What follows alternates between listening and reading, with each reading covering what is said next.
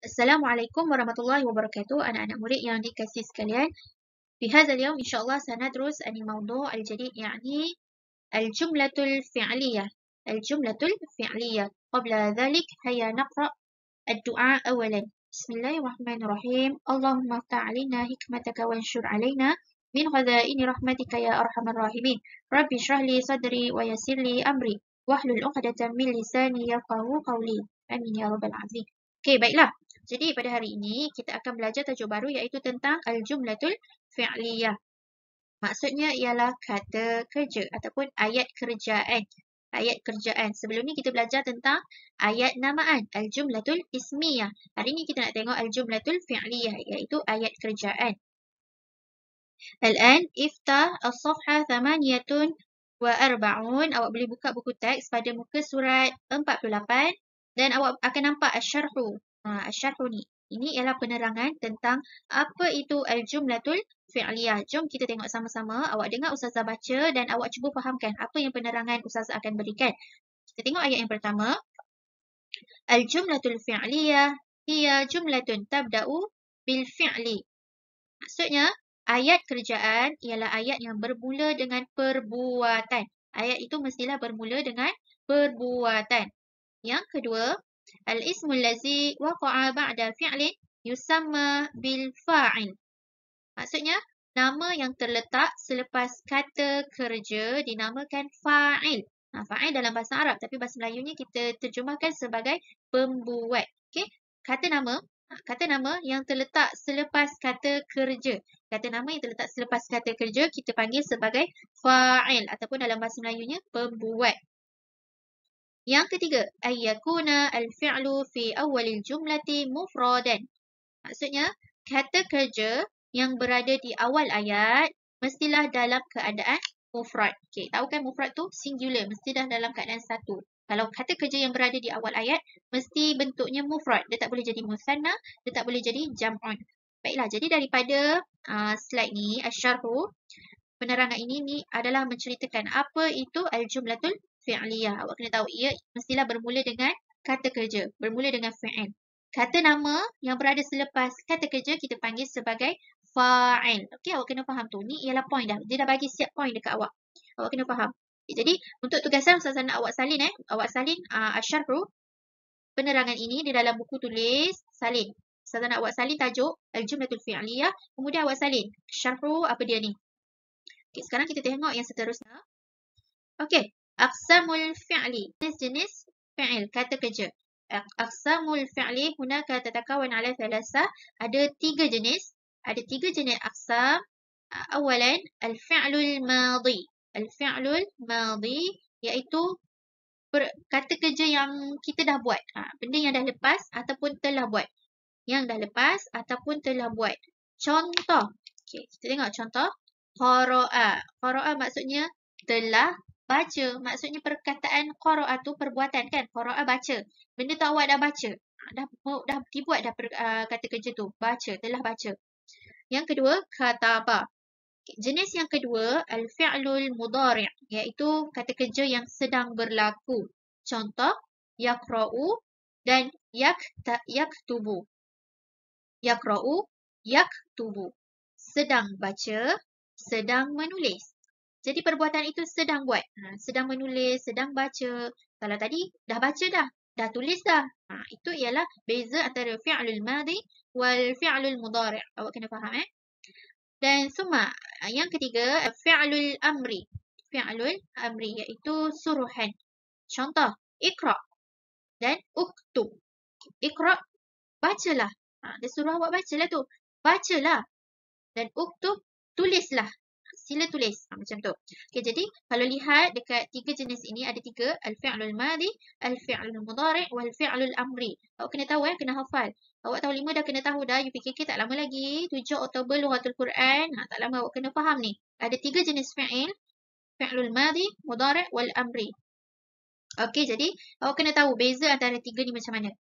Fi'lul madhi, benda yang telah berlaku ataupun telah buat. Contoh yang ni.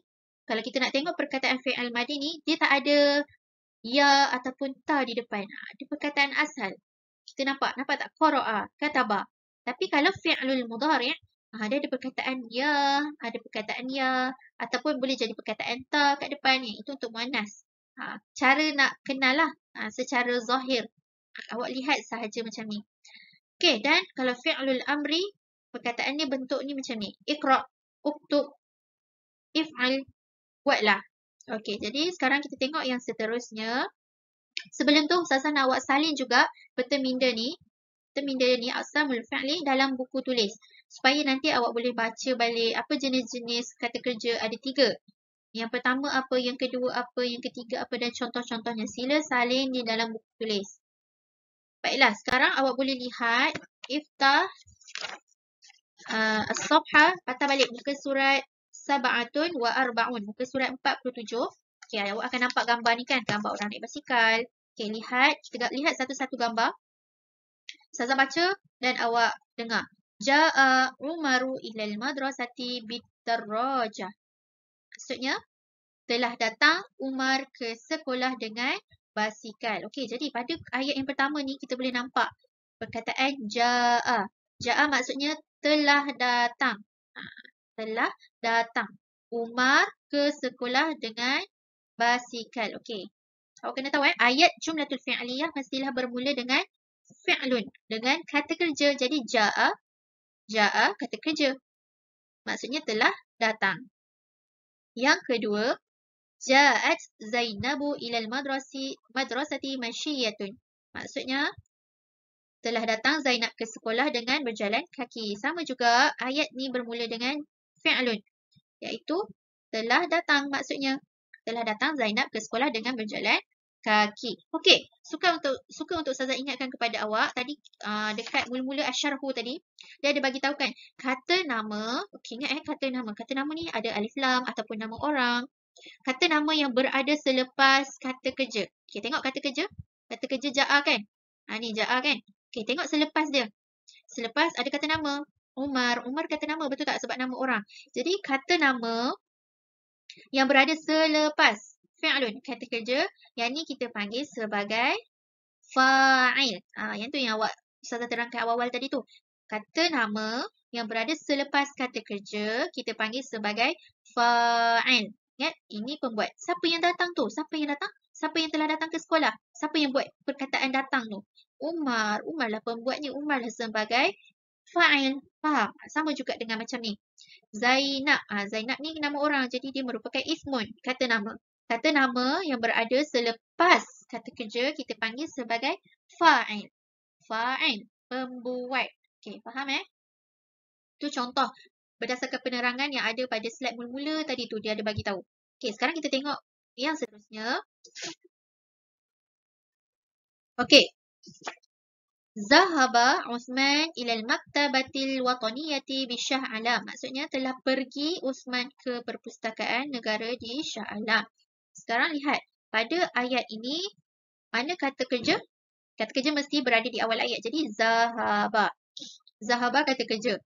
Tengok, selepas perkataan zahaba, ada Uthman. Uthman nama orang. Jadi, nama orang ialah ismun. Kata nama. Kata nama yang berada di selepas kata kerja, kita panggil sebagai fa'il. Fa'il. Jadi, Uthman ni ialah fa'il. Maksud dia, telah pergi. Telah pergi. Pergi ni ialah perbuatan Pergi, datang, balik, tidur, makan. Awak kena tahu apa contoh-contoh kata perbuatan. Okay, jadi, ini adalah contoh ayat yang ketiga. Tengok yang seterusnya. Zahabat Halimah ila idaratil madrasati li muqabalatil mudir. Okay, maksudnya apa? Telah pergi Halimah ke pejabat sekolah untuk berjumpa dengan pengetua. Pun sama, ayat yang bermula dengan zahabat. Zahabat ni ialah kata kerja. Al-fi'lun. Fi'lun, kata kerja. Selepasnya, kata nama Halimah. Halimah kita panggil sebagai fa'il. Zahabat fi'lun. Halimah sebagai fa'il. Jadi awak kena faham tu Ada dua konteks. Awak kena tahu dari segi mana fi'il dan mana fa'il dalam ayat. Awak kena tahu mana fi'il dan fa'il. Biasanya fi'il, iaitu kata kerja, fi'lun, mestilah berada di awal ayat. Kalau ayat itu merupakan jumlatul fi'liyah. Sebelum ni kita belajar jumlatul ismiyah. Ayat namaan mestilah bermula dengan kata nama. Betul tak? Tapi hari ni kita belajar jumlatul fi'liyah. Mestilah bermula dengan perbuatanlah dengan kata kerja, iaitu fi'lun. Okay, jadi untuk hari ni tugasan awak hanyalah dua. Awak kena salin yang syarhu tadi, slide mula-mula tu. Dan awak kena fahamkan juga yang muka surat 47, gambar-gambar yang saya terangkan tu. Mana fi'lun, mana fa'il. Awak kena tahu mana fi'lun, mana fa'il. Idzan hadza faqat minni. Syukran jazilan. Assalamualaikum warahmatullahi wabarakatuh.